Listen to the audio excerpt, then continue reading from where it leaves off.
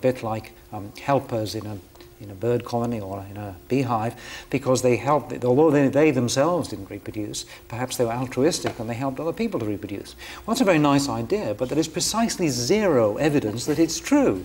And it seems to, nevertheless, it's come into the culture as an explanation of male homosexuality. We don't know the answer, I think, as to what homosexuality evolved. It may not be a phenomenon in its own right at all. I mean, it's a sort of epiphenomenon from sexual drive. I'm always reminded of the supposed rule in the British Navy in the 18th century that homosexuality was a hanging offence at sea until the ship had been out of port for 23 days, whereupon it became completely legal. So, you know, it's a culturally constructed thing. There may be some biology down there somewhere, but we don't need to explain every detail with Mendel and Darwin. We can't. Do you agree with that? And it may not even be one thing. The idea that homosexuality is identifiable as simply the choice of people who have the same gender actually simplifies a situation which may, in fact, it may be a very complicated, multifactorial issue altogether. Part of the human sexual continuum. Yes. I think more can be said, though. I mean, I don't disagree with anything that's been said here, but for one thing, I mean, the overwhelming fact is that the vast majority of people are not exclusively homosexual, perhaps 3% of men and a smaller percentage of women. So the simplest evolutionary analysis correctly accounts for more than 97% of the data, which is a far better batting average than most theories in psychology. But even for that 3%, we know that we have good reason to believe that the E.O. Wilson's hypothesis of the helper at the nest is just false. I mean, it made an empirical prediction. The empirical prediction is wrong, so we can dispense with that theory. But there is an alternative that recently came out of the lab of Dean Hamer, the one who identified a chromosomal marker that's associated with a subset of homosexual men. The question there is, why would even that gene not have been selected out years before? And the marker is on the X chromosome. Now, women have 2 X chromosomes, men have 1, which means if you take the gene's eye view, that gene will find itself in female bodies twice as often as in male bodies, which means that it could, in theory, be selected for if the benefit that it brings to women is half the cost that it brings in men. He said, why don't you test the effect of this gene when it's in women, in the relatives of these men? The prediction is that they should have higher fertility. The prediction seems to be confirmed.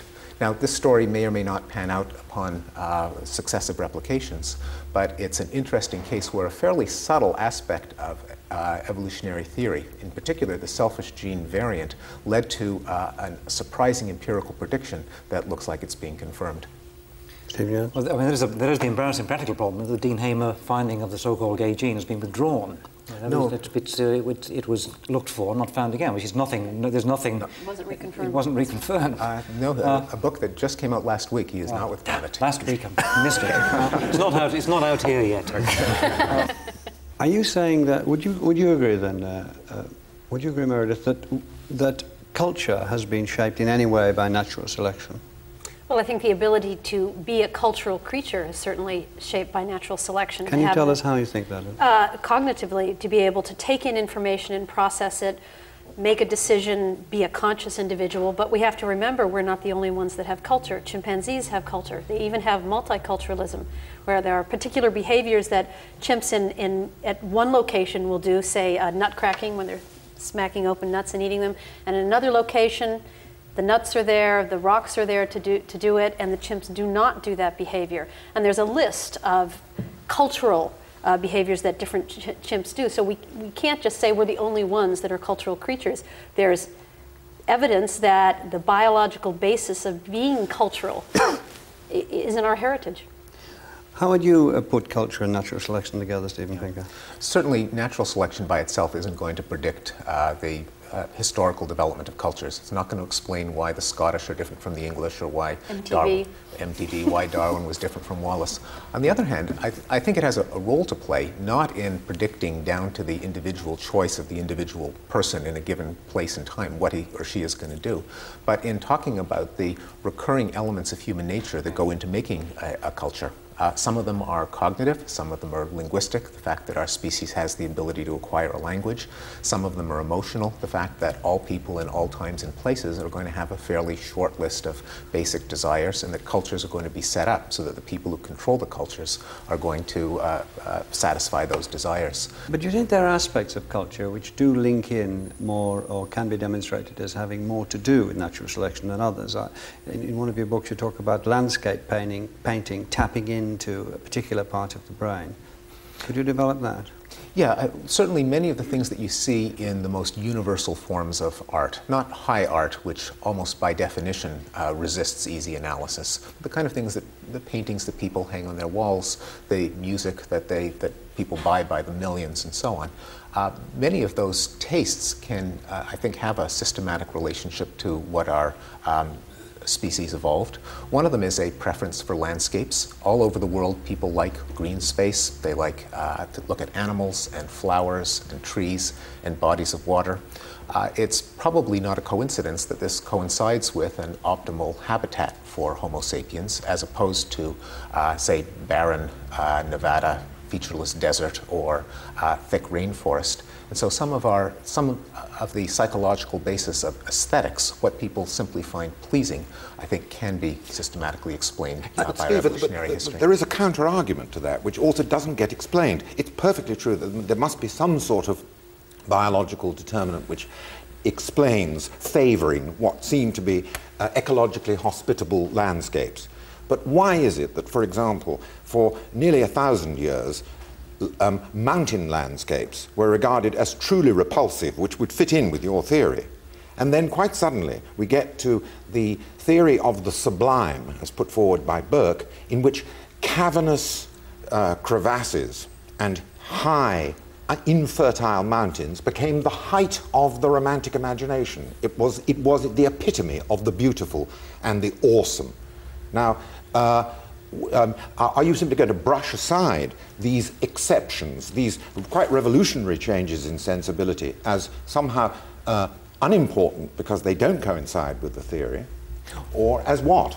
Oh, not unimportant, but just one of the domains that we shouldn't look to evolutionary biology to explain. So I completely agree with you. Evolutionary biology is not going to explain every taste, every historical movement. It's going to explain, one hopes, the basic human desires, the recurring things, not the local historical developments, yes, which are just as interesting. Yes, certainly that in these basic recurrences. But what I'm trying to claim is that the things that we really find most interesting about our cultural developments, the marks which we regard as fascinating about, say, European culture of the last 1,500 years, are those very things for which, in fact, there isn't really a biological explanation, where, in fact, a cultural explanation is the only adequate one. So it's cut itself off completely from natural selection, from biological. Yes, I think it's got nothing. There's no connection with it whatsoever. Well, is that what you're saying? No, that actually the music of Bach and the painting of Michelangelo got nothing whatsoever to do with natural selection. I mean, Bach didn't score any notes that could be heard only by a bat.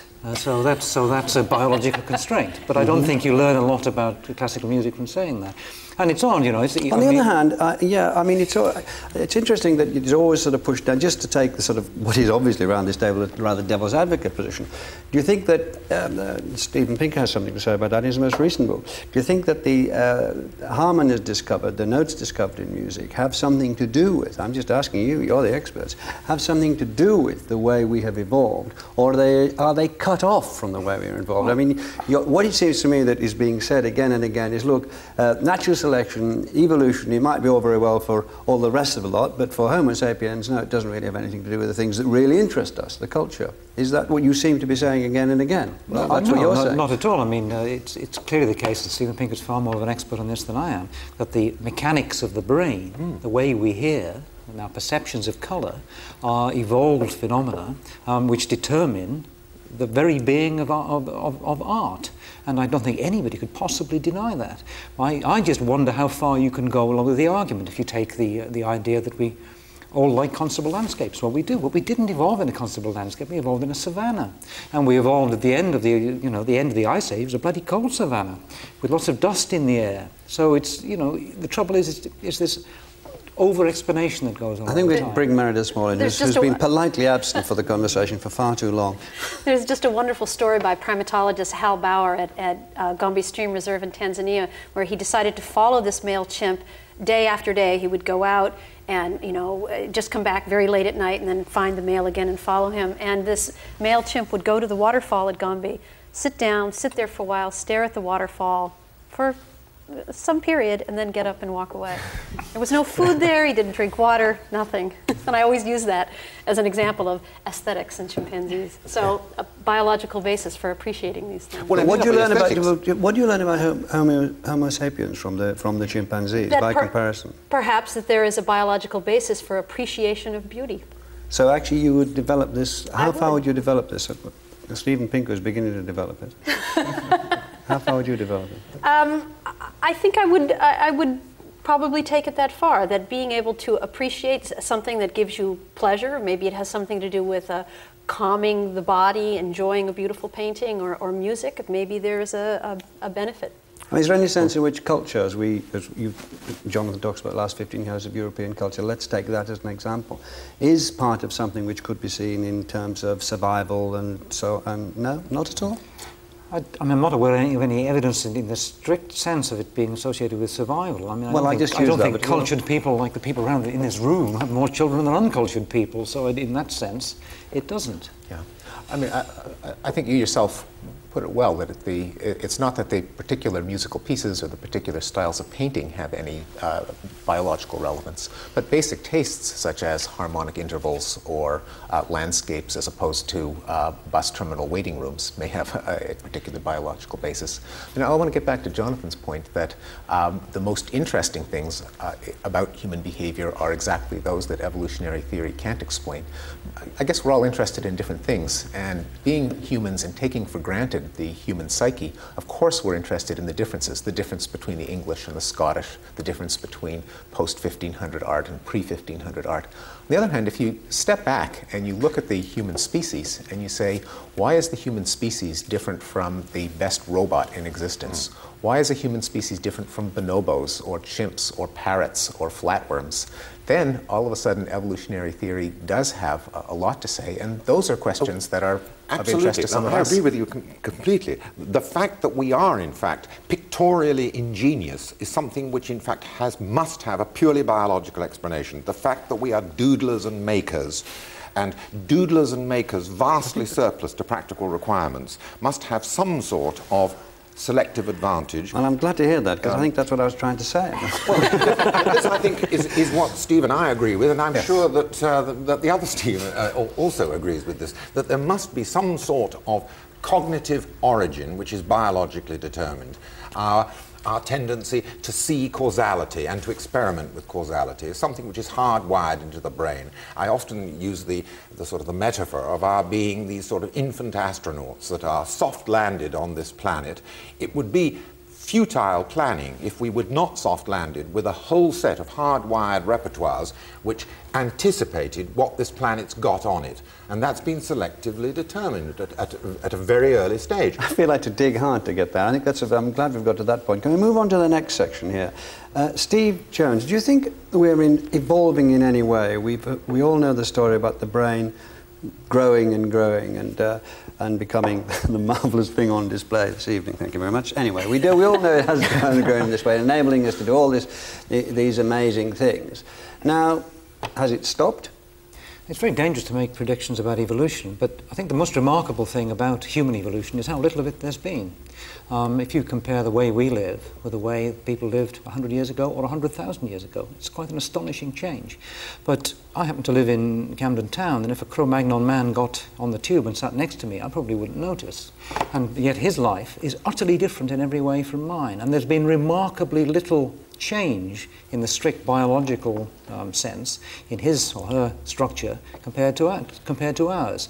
So in some ways we stopped evolving in the sense which a snail geneticist might recognize, say, a long, long time ago. But we did, as has been pointed out again and again around this table this evening, we have evolved massively in cultural areas, and in a way, in certain areas, it has been suggested, unleashed ourselves from any demands that natural selection and evolution might have had. Now, that is a development. Yes, but definitely. You don't think that has done anything serious to the evolution of the brain?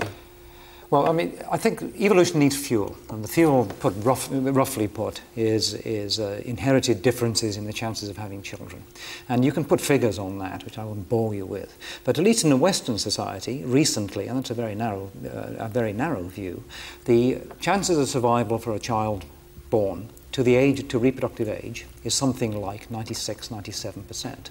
100 years or 200 years ago, it was about 50%. And that 50% of the ones that died before